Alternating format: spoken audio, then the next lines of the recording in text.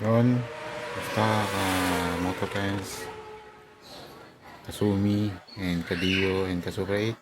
May minor lang ako sa aking unit. Napansin ko na to, hindi ko na lang inano sa dealer kasi kailangan ko yung motor. Ito, medyo may awang siya. Doon sa demo unit na ginamit ko na 4-star ko, parang okay naman siya. Not sure ba. Ayan, gawa natin ang DIY na lang muna pansamantala habang papacheck ko na lang to sa pag ano ko, first 500 km or 1 month or 750, 500 to 750 km change oil, scheduled change oil niya. Ito, gawa natin ang DIY. Ginawan ko na ng DIY maaga pa. Ito, interior ng gulong para lang kasi baka pasukan ng tubig pag umulan. Yan, ano ko na lang, at minor DIY na tayo dito sa unit kasi hindi pa totally sa atin to. Hinulugulugan natin to. Yan, tapos lagyan ko lang siguro na electrical tape. Pakita ko lang sa inyo pag nalagyan ko na, para lang hindi siya pasukan ng masyado ng tubig. Balikan ko kayo.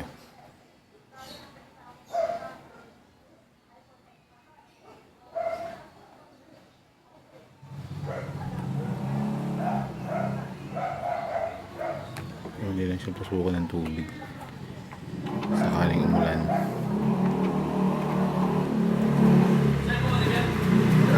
Minor issue lang naman, pero hindi naman siya tolerable naman.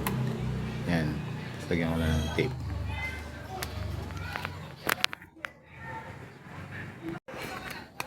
Yan, gano'n ko ng paraan para hindi lang pasukan ng tubig ito, yung switch na to, kasi may awang siya ng konti. Papacheck ko na lang pag magpa-service ako, kailangan i-adjust yung side mirror na to. Yun lang naman. Then hindi na pala tayo problema sa ating plate number kung dumating, kasi meron na palang sinama si Terra Firma Hero Motor Corp ng Hero Motor Corp. Sanay tao sa Dio ko na nandun yung yung switch. Sinamang bracket na sa plate number natin. Ito, yung blue na to, may kasama ng bracket.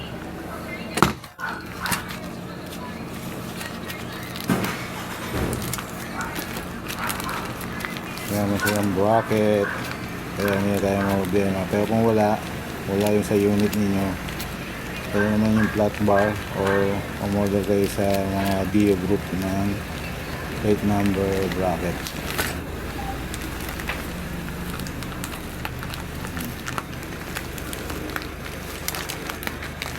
Wait lang, post ko lang muna.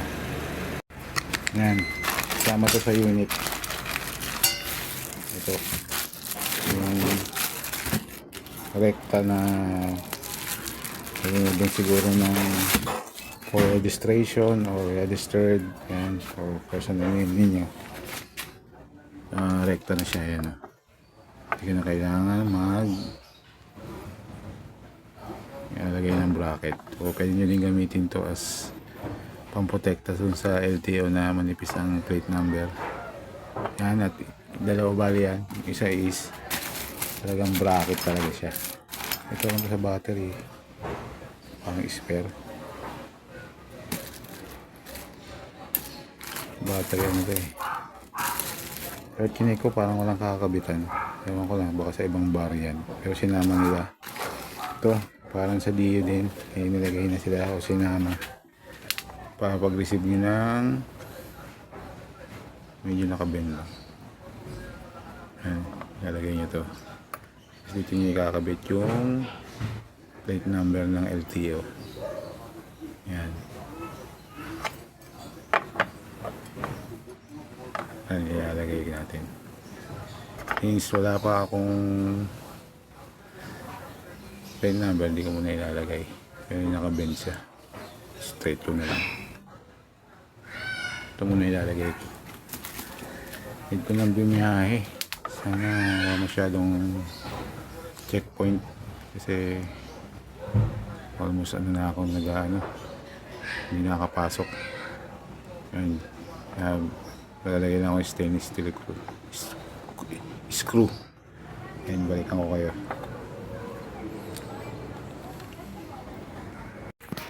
Yan, mabalik. Hindi kasya dito yung available kung stainless steel na screw. Hindi siya fit. Kaya hindi ko muna ilalagay ito. Ito muna gagamitin ko. At ito nga yung plan ko.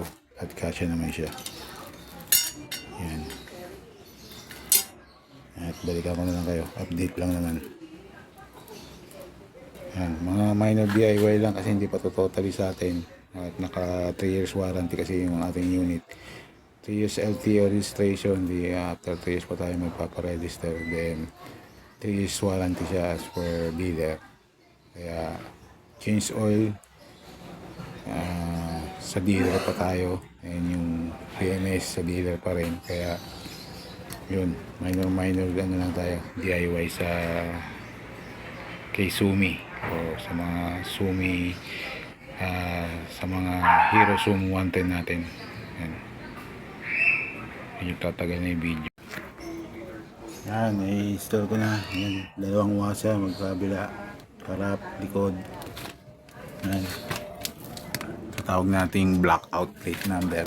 Ay wala pa tayong ORCR saka waiting for plate number. Yan. Yan, salamat. Yan lang, share ko lang minor DIY. Sana ma-release natin yung ORCR at plate number within this month. Yan, salamat. Kamoto Friends, Kasumi, Kadiwen, Kasukrate, Tide Chip sa ating lahat. At maging maayos lahat ng ating mga unit. At huwag tayong bigyan ng problema. And please support my channel.